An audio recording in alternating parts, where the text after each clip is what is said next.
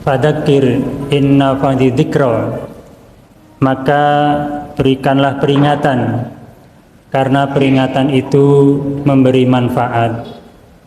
Fadzakir innama anta mudzakir, maka berikanlah peringatan wahai Muhammad, karena tugasmu hanya memberi peringatan. Hidayah itu yang menentukan Allah. Jamaah yang berbahagia, peringatan ini berlaku untuk jamaah semuanya termasuk saya. Yang pertama, di Quran surat Al-Baqarah ayat 153, Allah memberikan peringatan kepada kita yang intinya, hai orang yang beriman, jadikanlah sikap sabar dan sholat sebagai sumber penolongmu. Innallaha ma'as sabirin, sesungguhnya Allah bersama orang-orang yang sabar. Dari ayat ini kita diingatkan Allah, para jamaah, di antaranya dalam kehidupan ini kalau kita punya keinginan, kalau kita punya kebutuhan, itu ada syarat dan ketentuannya. Maka di ayat ini kita diingatkan, perbaiki sikap kita, maka akan makin baik juga Allah memberikan, mengabulkan keinginan dan kebutuhan kita.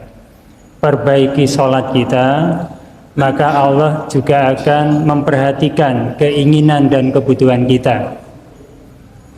Nah, oleh karena itu, kalau kita punya keinginan, kalau kita punya kebutuhan dan belum tersampaikan, maka barangkali sikap kita, sikap sabar kita belum selayaknya diberi balasan yang setimpal.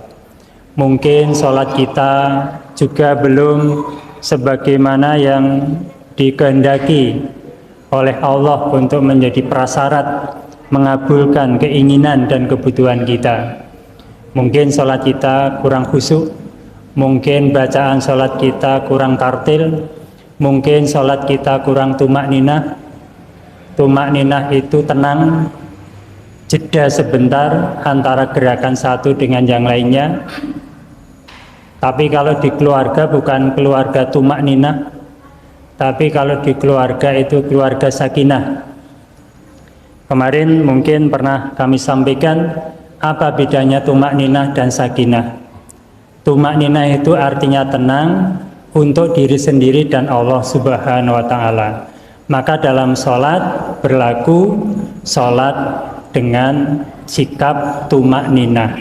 Ada jeda, Allahu Akbar, rukuk, iktidal, ada jeda, tidak keburu-buru, karena kita sedang beribadah kepada Allah. Maka dibutuhkan di antara syarat ketentuannya adalah sikap tumak ninah.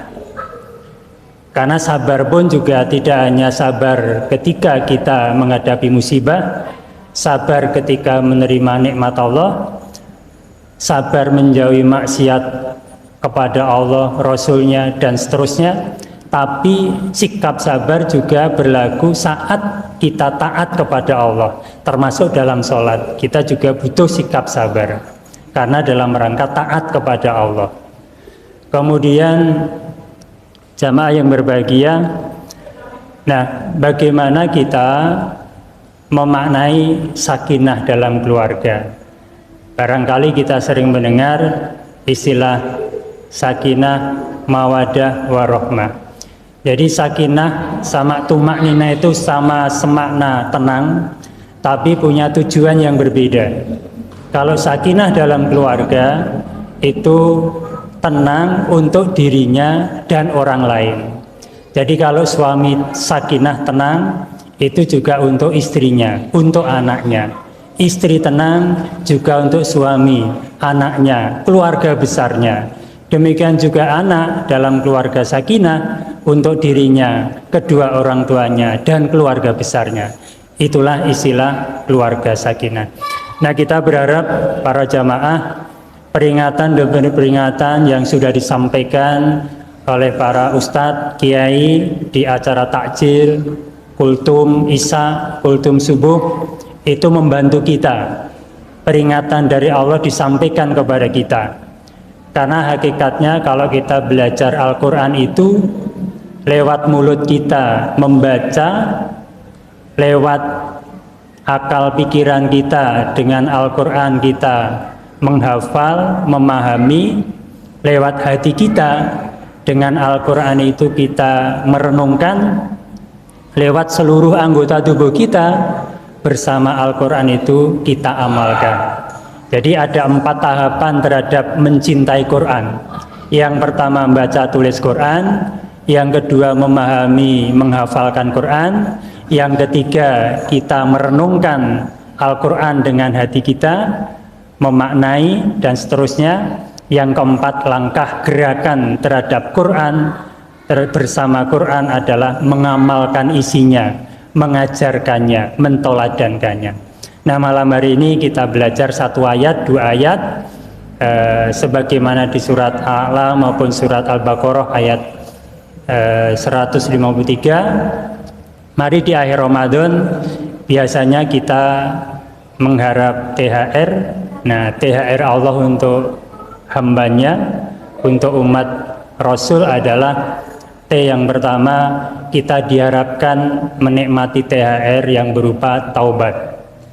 Makanya Rasulullah memberikan tuntunan doa di akhir Ramadan, memperbanyak doa, Allahumma innaka afuwun tuhibbul afa fa'fu anni.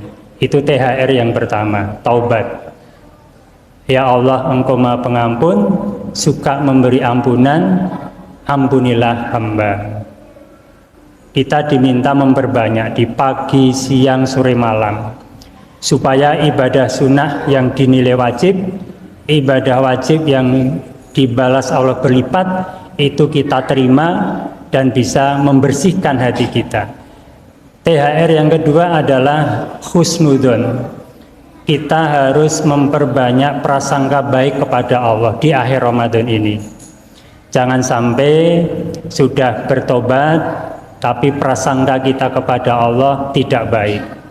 Nanti akan mencederai rasa tobat kita, akan mengurangi nilai tobat kita.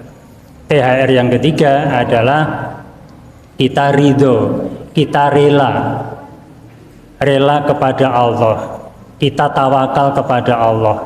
Di akhir Ramadan ada ibadah sunnah i'tikaf. Mari kita perbanyak rasa tobat kita, mari kita perbanyak prasangka baik kita kepada Allah. Di dunia ini apapun keadaan kita pasti ada hikmahnya, pasti ada pelajarannya, dan pasti Allah memberikan setiap hambanya yang terbaik, bukan yang tidak baik. Bukankah kita ciptaan Allah? Bukankah kita yang merawat Allah?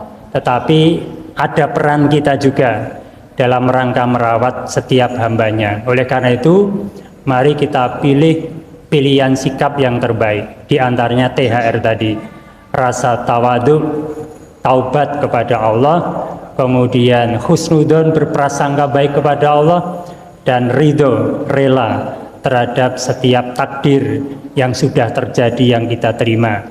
Kita berharap yang akan datang setelah Idul Fitri kembali suci, setelah kita punya predikat la'alakum tatakun, kita takwanya selama Ramadan, dan setelah Ramadan, dan insya Allah Ramadan bisa kita kondisikan pada diri kita masing-masing setiap hari, dan kita bisa mendapatkan Idul Fitri kembali suci setiap hari juga, baik selama Ramadan dan setelah Ramadan.